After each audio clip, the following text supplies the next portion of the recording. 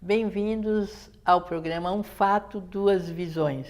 Hoje com a nossa convidada, Cristiane Tavares Casimiro de Oliveira, falando conosco sobre o papel da revista científica na divulgação do conhecimento.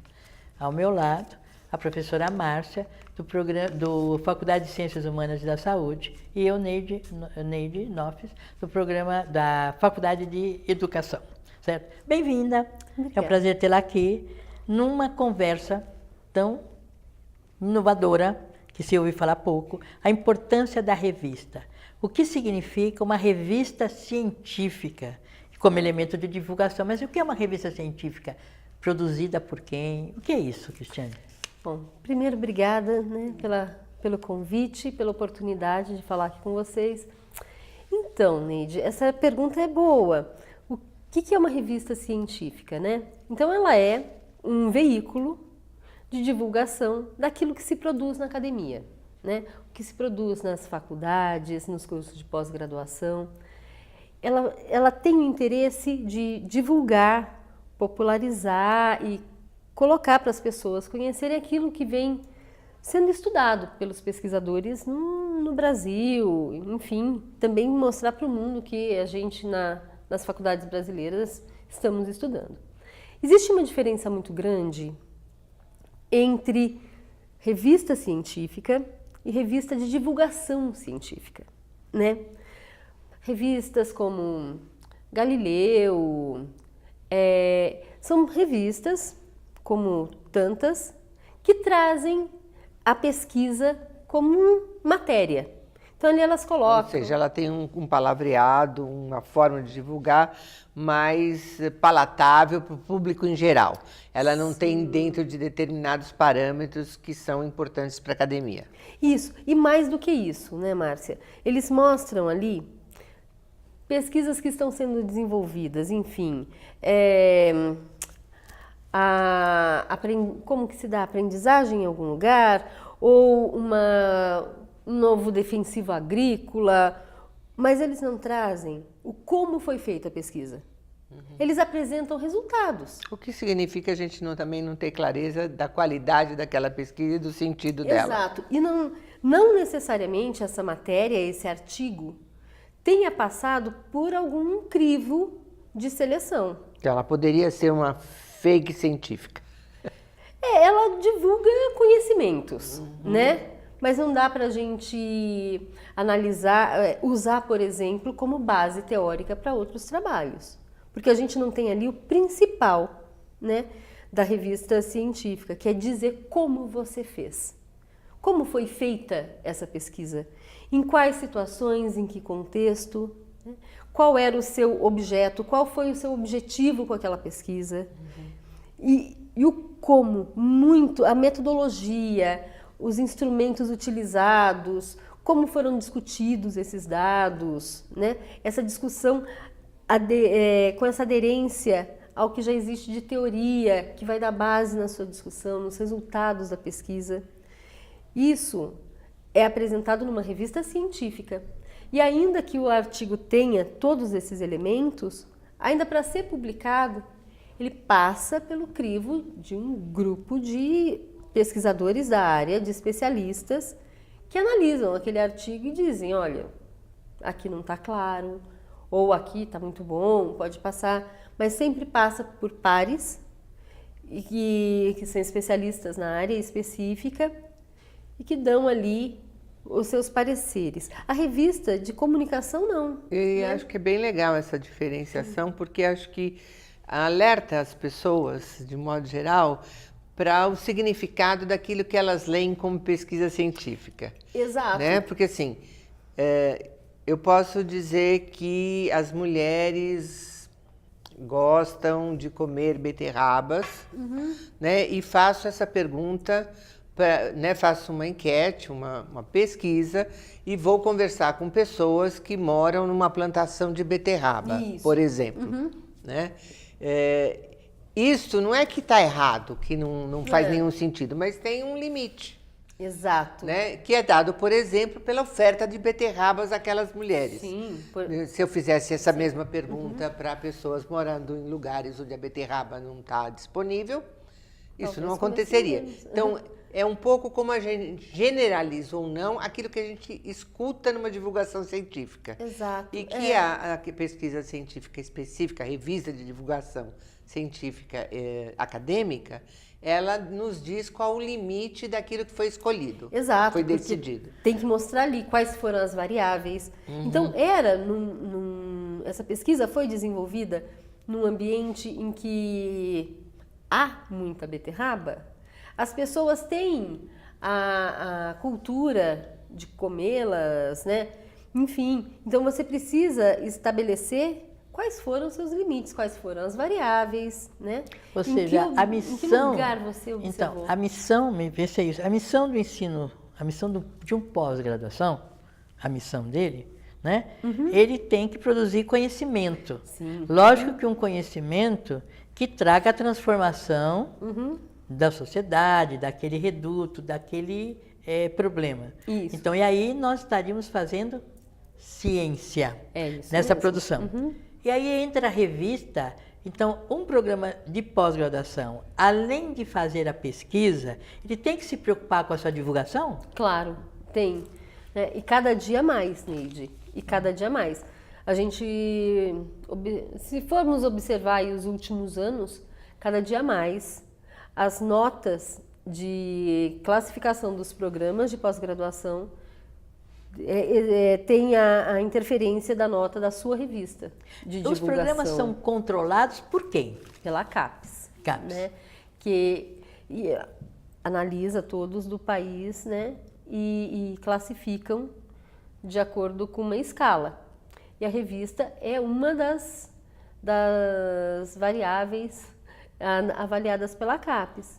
Então, a revista, se ela tem um conselho editorial com professores só do programa, ou da casa como um todo, da faculdade, professores convidados de outras instituições, quanto mais plural for esse olhar desses editores, desse conselho editorial, tanto melhor vai ser a classificação dessa revista e isso interfere no programa. Assim, é uma revista que de alguma forma serve para um público seleto e realimenta um público seleto, ou é uma revista que a gente poderia pensar numa divulgação que pessoas que não são, vamos dizer, doutores na área, poderiam consultar para saber o que está se discutindo, por exemplo, a respeito de alimentação de bebês? Então, Márcia, é muito boa essa pergunta, porque eu acho que aí a gente tem dois sims, né? Sim, por um lado, é um meio que os pesquisadores, os doutores usam para divulgar o seu conhecimento e se alimentar ali também de conhecimentos e saber o que os pares estão pesquisando em outros lugares do mundo. Mas um intuito muito grande que a gente tem é que esse conhecimento produzido chegue lá na ponta. Como a nossa revista no programa Educação Currículo é uma revista voltada à educação, com o tema central é currículo. Então, nosso olho está em divulgá-la nas escolas, né? Lá na frente, onde o professor vai para a sala de aula e pode ali buscar práticas que sejam interessantes para o seu planejamento, para o seu fazer cotidiano pedagógico, né? Então, é criar uma cultura de busca de conhecimento teórico para a fundamentação da prática, né? E pela revista é um meio, é um caminho para isso. Eu fico pensando também, por exemplo, a gente abre um jornal e fala o seguinte: pesquisa de opiniões, Sim. tantos por cento, tal. A gente liga uma televisão, eles falam assim: a pesquisa mostrou que a população está agradando isto, ou uma coisa mais complexa ainda é o seguinte: vai mudar a distribuição de carga horária da educação pública do Estado. Dê a sua opinião. Dê a sua opinião. E aí eles falam o seguinte, tantos por cento da população acreditam nisto. Né? Eu queria que você comentasse assim, como a gente não pode ser ingênuo. Então. Porque às vezes, não é que vai ser manipulada a resposta, mas uma pessoa leiga, no caso da revista, vocês selecionam os leitores, as pesquisas, há uma seleção. Diferente de outros meios que é aberto, né? Como que nós vamos fazer com isso, Cristiane? Porque a maior parte da população lê jornal, vê TV. O que você sugere, como você vê isso? A divulgação dessas revistas, né? Então, Neide, eu acho que são 2 tipos Sim. de divulgação, né? Totalmente diferentes, Sim, lógico. né? Mas assim, por um lado, na revista científica, e é por isso que ela pode ser usada como base para fazer trabalhos de conclusão de curso, de mestrado, de doutorado, você pode usar o que você leu ali como referência teórica, né? Como ponto de partida para outras pesquisas e tal. A gente tem o cuidado de, além de ser critério para envio de trabalhos, de artigos, que a metodologia seja bem descrita, que os objetivos estejam claros, que os resultados sejam discutidos. Além disso, esse artigo, depois que chega na revista científica, ele passa por uma banca examinadora, né? Por avaliação de pares. O que quer dizer isso? São outros professores de outras instituições que, às cegas, avaliam esse texto. A cega significa que ninguém sabe Que quem é o ninguém autor. sabe quem é o autor. Não é que eles ficam assim... Não, eles têm que ler, eles têm que olhar bem direitinho. É que a gente fala isso, que é a comum gente fala, para nós, né? toma E nem cló sempre aqui as pessoas dentro, né? É pensam verdade. nisso. Mas é assim, eles olhando bem direitinho, bem certinho para tudo, Olhando muito, mas sem saber o nome. sem saber o nome, né? Então, analisa aquele texto buscando como foi feito, onde foi feito, em quais condições, se isso é replicável, se não é replicável, qual que é a relevância local, né? Nem toda pesquisa precisa ter como tema querer mudar o universo ou chegar a Marte, mas esse interesse que você disse no começo, Neide, de ter aquela relevância, a relevância pode ser local, de transformação local, né? Entre os professores daquela escola, naquela situação, foi identificado tal fator, né? Investigamos assim assado, usando tais instrumentos. Isso, numa divulgação do jornal, ninguém te diz. Fala, olha, o Datafolha ou qualquer outra, né? Empresas de pesquisa de opinião entrevistaram, sei lá, 1000 pessoas, né? Então eles falam o universo, eles entrevistaram 1000 pessoas, e aí eles colocam os gráficos, e 30% apoia o porte de armas, né? Geralmente são questões assim, né? Super polêmicas e que fazem uma pesquisa de opinião, né? Para termos científicos, a amostragem é complicada. Se você trata com uma amostragem, né? Em humanas a gente não precisa necessariamente usar amostragens, né? E nem um universo e aí fazer uma separação estatisticamente dele. A gente pode fazer até um estudo de caso. Mas um estudo de caso é quando você tem um único sujeito e você aprofunda a sua pesquisa. Né? Você vai pegar um único sujeito, um único livro, né? Um único objeto. Você tem um único objeto, então eu estudo de um caso, e você vai aprofundar a investigação e vai me contar direitinho como foi que você fez isso. Nesse caso, nós somos mais de 200 milhões de brasileiros. 30% da população quer porte de armas. Nossa, na hora você pensa, nossa, 30% é muita gente, todo mundo quer. Mas espera lá, de quantos? Esses 200 milhões não foram entrevistados na rua. Eles fizeram uma amostragem, eles pegaram um pouquinho aqui, um pouquinho lá, um pouquinho acolá. Se pegaram. Né? E tem lá um universo de 1000 pessoas. 1000 pessoas representa quanto da população brasileira? Aí desses 1000, você tem 30%. E qual a amostragem de cada região do Brasil, Exato. que tem questões e implicações completamente diversas. E aí você pega, não são dados mentirosos, mas não são dados fidedignos para uma pesquisa científica. né? Tem muito pouco de cientificidade nisso. Como que perguntou? Sentou com você, te explicou o que é o porte, a diferença de poder comprar e poder usar, e você sabia disso quando respondeu? Como é que foi essa preparação dos sujeitos da pesquisa, dos entrevistados, né? E aí você vai dando também algumas características importantes para um artigo científico, Sim. né? De que o sujeito, ao ser entrevistado, ao ser observado, ele precisa ter a dimensão de para quê, quem está fazendo e o que será feito com aquilo. Exato. A gente usa o termo de consentimento livre esclarecido, que é quando a gente lê uma parte, né, da pesquisa, nem que seja um pequeno resumo, né? Mas quem é o pesquisador, o que ele está fazendo ali, qual é o objetivo dele, e aí você fala, tudo bem, eu posso participar, assina que quer participar e tal, né? E esse passo a passo todo não acontece em meios de divulgação da imprensa, né, mais de massa, né? Eu tenho percebido também, Cristiane, que no passado a gente falava muito em livros. Sim. Tinha muitos livros, tinha que ter livros. Eu percebo que hoje um trabalho científico é feito de artigos de revista. Está acontecendo uma movimentação entre um livro de um autor, às vezes até de vários autores, tipo uma área temática, e a busca de revistas científicas. Né? Você tem percebido isso? Não tem? Como está sendo esse movimento? A valorização da revista científica hoje nas universidades. A revista, por conta, eu acredito que muito por conta da classificação mesmo, da pontuação que a CAPES atribui aos programas e às revistas, né? Então a gente publicando artigos em revistas que tenham uma classificação alta, você tem uma pontuação para o seu programa muito maior do que você escrevendo um livro, né?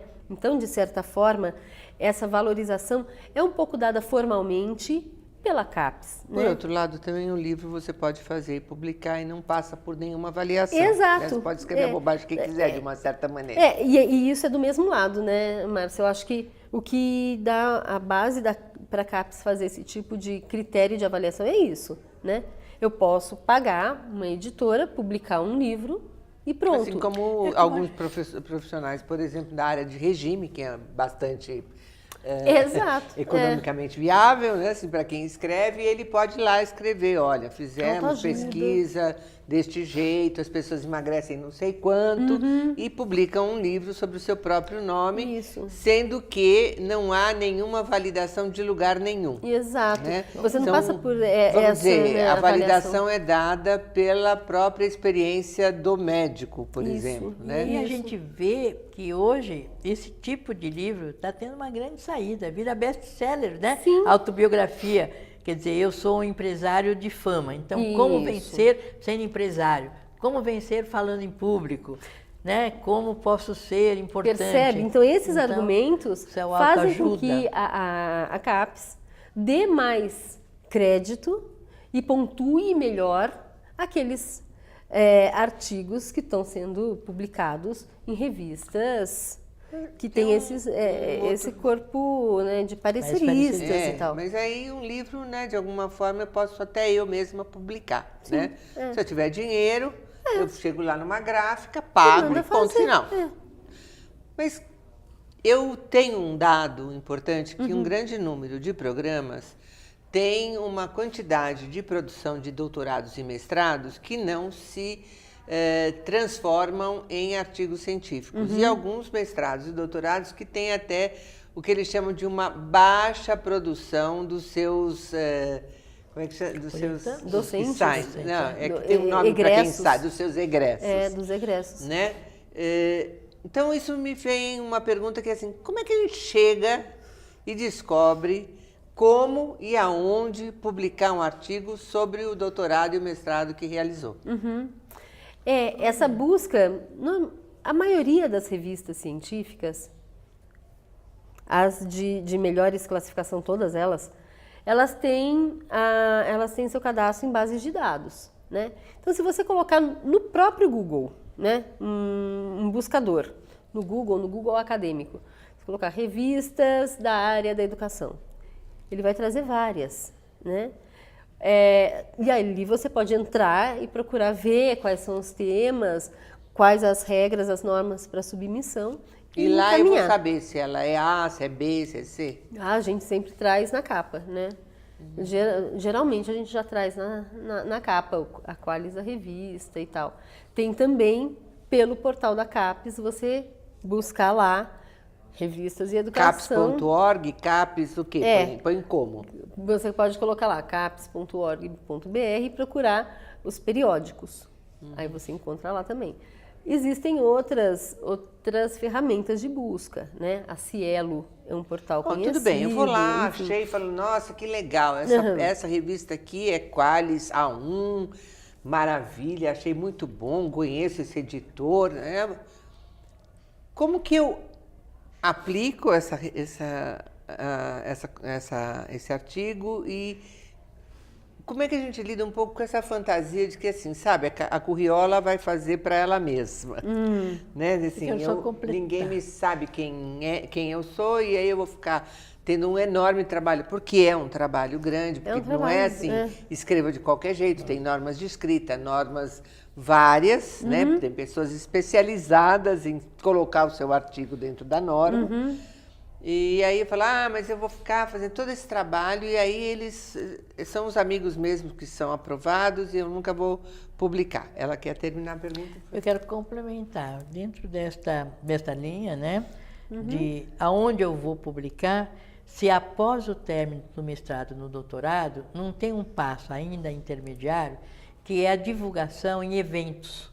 Sim, porque normalmente a pessoa começa a se interessar em escrever porque ela faz uma tese de 250, já li tese de 600 folhas, uma loucura, não aconselho, acho que a gente tem que ser mais sintética, né? Mas, de uma certa forma, a pessoa, ela testa, é como se ela testasse o que ela disse e foi aprovada num evento científico, um congresso, um simpósio, enfim, alguma coisa, onde ela tem que treinar aquele montante de folhas, escrever as mesmas coisas em menos laudas, como a gente chama, e depois esse trabalho, em seguida, vai para a revista e, trabalhando dentro de congressos, ele identifica mais rapidamente aonde o conhecimento dele está. Porque mesmo para ser aceito em congresso, não é em qualquer... Meu conhecimento não está em qualquer congresso. É isso. Se eu for para um de medicina, ele vai dizer não é o seu local. Então já começa uma triagem do meu desejo, mas da minha possibilidade. Como você vê esses caminhos que a gente cria, não diria atalhos, mas outros caminhos antes da revista científica? Bom, olha só, você tem vários jeitos, né? Várias formas de publicação.